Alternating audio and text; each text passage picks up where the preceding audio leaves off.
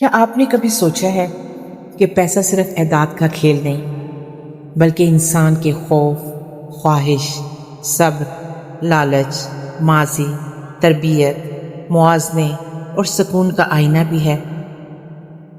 ہم سمجھتے ہیں کہ پیسے کے معاملے میں لوگ غلط فیصلہ اس لیے کرتے ہیں کہ انہیں علم نہیں ہوتا، مگر کبھی کبھی انسان سب کچھ جانتے ہوئے بھی وہی غلطی دہراتا ہے۔ وہ جانتا ہے کہ بچت ضروری ہے، پھر بھی خرچ کر دیتا ہے۔ وہ جانتا ہے کہ قرض خطرناک ہو سکتا ہے، پھر بھی شان دکھانے کے لیے چیزیں خرید لیتا ہے۔ وہ جانتا ہے کہ امیر دکھنا اور واقعی دولت مند ہونا دو الگ الگ باتیں ہیں، پھر بھی لوگوں کو متاثر کرنے کے لیے اپنا مالی سکون قربان کر دیتا ہے۔ تو پھر سوال یہ ہے، کیا ہم پیسے کو سنبھالتے ہیں یا پیسہ ہمارے جذبات کو سنبھالتا ہے؟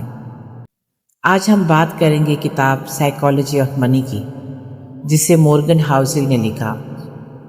یہ مشکل حساب اور پیچیدہ سرمایہ کاری کے اصولوں کی کتاب نہیں، یہ انسان اور پیسے کے رشتے کی کتاب ہے، اور اس رشتے کو سمجھنے کے لیے ہمیں ایک سفر طے کرنا ہوگا، ایک ایسا سفر جو باہر سے شروع ہوتا ہے، اندر تک جاتا ہے اور پھر ایک نئی جگہ آ کر ٹھہرتا ہے۔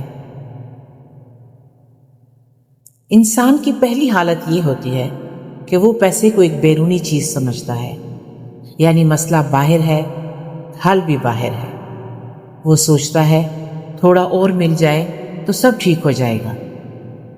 یہ سوچ غلط نہیں ہے، یہ فطری ہے۔ ہر انسان یہاں سے شروع کرتا ہے۔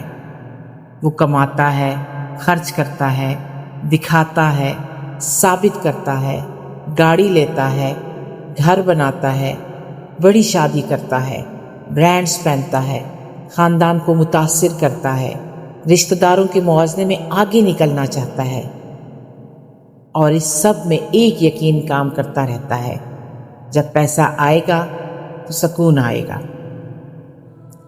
ہمارے خطے میں یہ یقین اور بھی گہرا ہے، کیونکہ یہاں پیسہ صرف آمدنی نہیں، عزت سے جڑا ہے، شادی سے جڑا ہے، خاندانی توقعات سے جڑا ہے، اور لوگ کیا کہیں گے سے بھی جڑا ہے۔ تو انسان بھاگتا رہتا ہے، باہر اور مزید باہر۔ پھر ایک لمحہ آتا ہے جو بہت عجیب ہوتا ہے۔ پیسہ آ جاتا ہے مگر سکون نہیں آتا، آمدنی بڑھتی ہے مگر خوف کم نہیں ہوتا، گھر بن جاتا ہے مگر نظر دوسروں کے گھر پر جاتی ہے، گاڑی آ جاتی ہے مگر اگلے نمونے کی خواہش جاگ اٹھتی ہے۔ سب کچھ ہوتا ہے مگر کافی کا احساس نہیں ہوتا۔ یہ وہ لمحہ ہے جب پیسہ ایک آئینہ بن جاتا ہے، اور اس آئینے میں انسان کو اپنا اصل چہرہ نظر آنے لگتا ہے۔ وہ دیکھتا ہے کہ وہ پیسہ اس لیے نہیں چاہتا تھا کہ ضرورت تھی، بلکہ اس لیے چاہتا تھا کہ ڈر تھا۔ وہ ڈر جو بچپن کی غربت نے دیا، وہ ڈر جو رشتہ داروں کے موازنے نے دیا، وہ ڈر جو یہ احساس دیتا رہا کہ پیسے کے بغیر کوئی نہیں پوچھتا۔ مورگن ہاؤزل یہی بات کہتا ہے۔ وہ کہتا ہے کہ ہر انسان اپنے تجربات، اپنی تاریخ، اپنی تربیت کے مطابق پیسے سے رشتہ بناتا ہے۔ جو بچہ غربت میں پلا ہو وہ پیسے کو حفاظت سمجھے گا۔ جس نے والد کو قرض میں ڈوبتے دیکھا ہو وہ قرض سے خوف کھائے گا۔ جس نے بچپن میں محرومی سہی ہو وہ بڑے ہو کر چیزیں خریدتے وقت صرف خریداری نہیں کرتا، وہ اپنے اندر کے اس بچے کو جواب دیتا ہے جسے کبھی اچھی چیز نہیں ملی تھی۔ تو پیسہ یہاں ایک عجیب کام کرتا ہے۔ وہ انسان کو وہ نہیں دیتا جو انسان باہر سے مانگتا ہے، وہ انسان کو وہ دکھا دیتا ہے جو اندر چھپا ہوا ہو۔ اگر اندر خوف تھا پیسہ اسے بڑھا دیتا ہے، اگر اندر لالچ تھا پیسہ اسے بھوکا کر دیتا ہے، اگر اندر موازنہ تھا پیسہ اسے اور تیز کر دیتا ہے۔ اور یہی وہ جگہ ہے جہاں بہت سے لوگ پھنس جاتے ہیں۔ وہ سمجھتے ہیں کہ مسئلہ پیسے کا ہے، حالانکہ مسئلہ اندر کا ہے۔ کتاب کا ایک بہت طاقتور نکتہ یہ ہے کہ بہت سے لوگ اس لیے تباہ نہیں ہوتے کہ ان کے پاس کم تھا، وہ اس لیے تباہ ہوتے ہیں کہ ان کے پاس کافی ہونے کے باوجود انہیں اور چاہیے تھا۔ یہ اور انسان کو خطرناک فیصلوں کی طرف لے جاتا ہے۔ زیادہ قرض، زیادہ دکھاوا، زیادہ موازنہ، زیادہ بے خواب راتیں۔ مگر یہ سفر یہاں ختم نہیں ہوتا، ایک تیسرا قدم ہوتا ہے، اور یہ سب سے اہم ہے۔ یہ وہ لمحہ ہے جب انسان پہلی بار خود سے ایک سچا سوال پوچھتا ہے، مجھے واقعی کیا چاہیے؟ نہ لوگوں کو دکھانے کے لیے، نہ رشتہ داروں کو ثابت کرنے کے لیے، نہ ماضی کی محرومیوں کا بدلہ لینے کے لیے، بس اپنے لیے۔ اور جب یہ سوال پوچھا جاتا ہے تو جواب اکثر بہت سادہ ہوتا ہے۔ کسی کے لیے امیری کا مطلب ہے قرض سے آزاد زندگی، کسی کے لیے اپنی مرضی کا کام کرنا، کسی کے لیے والدین کا سہارا بننا، کسی کے لیے صبح بغیر گھبراہٹ کے اٹھنا، کسی کے لیے یہ کہہ سکنا کہ مجھے یہ نہیں کرنا کیونکہ میرے پاس اختیار ہے۔ یہ اختیار، یہ وقت، یہ سکون، یہی مورگن ہاؤزل کے نزدیک اصل دولت ہے۔ وہ کہتا ہے کہ پیسے کا سب سے بڑا فائدہ یہ نہیں کہ آپ مہنگی چیزیں خرید سکیں، پیسے کا سب سے بڑا فائدہ یہ ہے کہ آپ اپنے وقت پر اختیار حاصل کر سکیں، کہ آپ کس کے ساتھ وقت گزاریں، کون سا کام کریں، کسے نہیں کہہ سکیں، کب آرام کریں، کب اپنے بچوں کے ساتھ بیٹھیں، کب اپنی صحت کو ترجیح دیں۔ اگر پیسہ آپ کو صرف زیادہ مہنگی قید دے رہا ہے تو کیا وہ واقعی دولت ہے؟ اس سفر میں ایک اور موڑ آتا ہے جو بہت ضروری ہے۔ ہم امیری کو ان چیزوں سے ناپتے ہیں جو نظر آتی ہیں، گھر، گاڑی، موبائل، کپڑے، شادیاں، دعوتیں۔ مگر حقیقی دولت اکثر وہ ہوتی ہے جو نظر نہیں آتی۔ بینک میں رکھی بچت، قرض سے آزاد زندگی، وقت کی آزادی، کم ذہنی دباؤ، دل کا سکون۔ کتاب ایک بہت گہری بات کہتی ہے۔ جب آپ پیسہ خرچ کرتے ہیں تو آپ دولت کو کسی چیز میں بدل دیتے ہیں۔ اصل دولت وہ ہے جو ابھی خرچ نہیں ہوئی۔ اور یہاں دکھاوے کا ایک تلخ سچ بھی سامنے آتا ہے۔ لوگ مہنگی گاڑی خریدتے ہیں تاکہ لوگ انہیں سراہیں، مگر حقیقت یہ ہے کہ جب لوگ مہنگی گاڑی دیکھتے ہیں تو وہ گاڑی کے مالک کو نہیں، خود کو اس گاڑی میں تصور کرتے ہیں۔ یعنی جس چیز سے آپ لوگوں کو متاثر کرنا چاہتے ہیں وہ اکثر لوگوں کو آپ کے بارے میں نہیں، اپنے بارے میں سوچنے پر مجبور کرتی ہے۔ آپ کا دکھاوا کسی کو متاثر کرے یا نہ کرے، آپ کی جیب ضرور متاثر ہوتی ہے۔ اس پوری کہانی میں ایک اور طاقتور سچ ہے جسے ہم اکثر نظر انداز کر دیتے ہیں۔ دنیا صبر کو کم سمجھتی ہے۔ ہمیں جلدی نتیجہ چاہیے، جلدی ترقی، جلدی پیسہ، جلدی پہچان۔ مگر دولت، علم، اعتماد، ہنر، ساکھ اور اندرونی سکون، یہ سب وقت کے ساتھ بنتے ہیں۔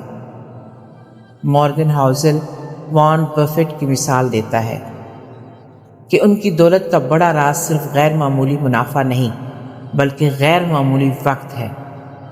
انہوں نے بہت چھوٹی عمر سے شروع کیا اور بہت لمبے عرصے تک قائم رہے۔ اصل تبدیلی تسلسل سے آتی ہے۔ چھوٹی بچت، مسلسل نظم و ضبط، کم قرض، گھبراہٹ سے بچنا، اپنے منصوبے پر قائم رہنا۔ یہ دلکش نہیں لگتا مگر یہی چیز وقت کے ساتھ بڑھتی ہے۔ کتاب کا ایک اور نکتہ ہے جو بہت سادہ مگر بہت گہرا ہے۔ کچھ بھی مفت نہیں ہوتا۔ بازار کا فائدہ چاہیے تو اتار چڑھاؤ برداشت کرنا ہوگا۔ مالی آزادی چاہیے تو آج کی کچھ خواہشات مؤخر کرنی ہوں گی۔ سکون چاہیے تو موازنہ چھوڑنا ہوگا۔ مسئلہ یہ ہے کہ لوگ انعام چاہتے ہیں مگر اس کی فیس نہیں دینا چاہتے۔ کتاب کہتی ہے جب بازار نیچے جائے یہ سزا نہیں، سرمایہ کاری کی فیس ہے۔ جب آپ کچھ خواہشات روکتے ہیں یہ محرومی نہیں، آزادی کی فیس ہے۔ جب آپ موازنہ چھوڑتے ہیں یہ نقصان نہیں، سکون کی فیس ہے۔ تو یہ پورا سفر ہمیں ایک جگہ لاتا ہے۔ پیسے کا مسئلہ ہمیشہ پیسے کا مسئلہ نہیں ہوتا، کبھی یہ خوف کا مسئلہ ہوتا ہے، کبھی موازنے کا، کبھی صبر کا، کبھی انا کا، کبھی اس سوال کا کہ مجھے واقعی کتنا چاہیے اور کتنا صرف لوگوں کو دکھانے کے لیے چاہیے۔ سائیکالوجی آف منی ہمیں یہ سمجھاتی ہے پیسہ زندگی کا مقصد نہیں مگر زندگی کو سانس لینے کی جگہ دے سکتا ہے۔ پیسہ انسان کی قیمت نہیں مگر انسان کے انتخاب کو وسیع کر سکتا ہے۔ پیسہ سکون نہیں مگر اگر دانائی کے ساتھ استعمال ہو تو سکون کا راستہ آسان کر سکتا ہے۔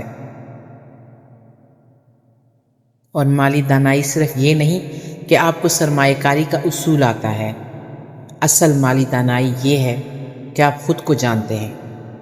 آپ جانتے ہیں کہ آپ کب لالچ میں آتے ہیں، آپ جانتے ہیں کہ آپ کب خوف سے فیصلہ لیتے ہیں، آپ جانتے ہیں کہ آپ کے لیے کافی کیا ہے، آپ جانتے ہیں کہ آزادی آپ کے لیے عیاشی سے زیادہ اہم ہے یا نہیں۔ تو آج کا سوال یہی ہے، کیا آپ پیسے کو چلا رہے ہیں یا پیسہ آپ کے خوف، خواہش، موازنے اور انا کو چلا رہا ہے؟ کیونکہ امیر وہ نہیں جو سب کو امیر دکھائی دے، امیر وہ ہے جس کے پاس اپنی زندگی پر کچھ اختیار ہو۔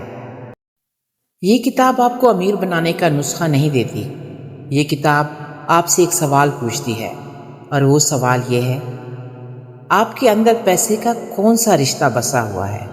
خوف کا، لالچ کا، موازنے کا یا آزادی کا؟ کیونکہ پیسہ وہی بڑھاتا ہے جو پہلے سے اندر موجود ہے۔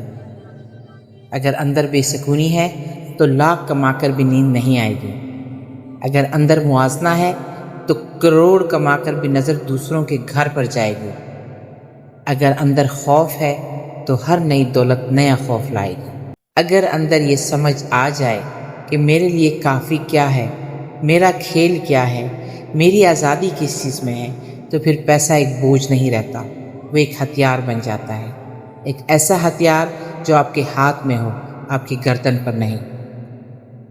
سول پیجز پر ہم کتابیں اس لیے نہیں کھولتے کہ وقت گزرے، ہم کتابیں اس لیے کھولتے ہیں کہ شاید کوئی ایک سطر ہمارے اندر کسی بند دروازے کو کھٹکھٹائے، اور آج کی کتاب کا وہ دروازہ یہ ہے۔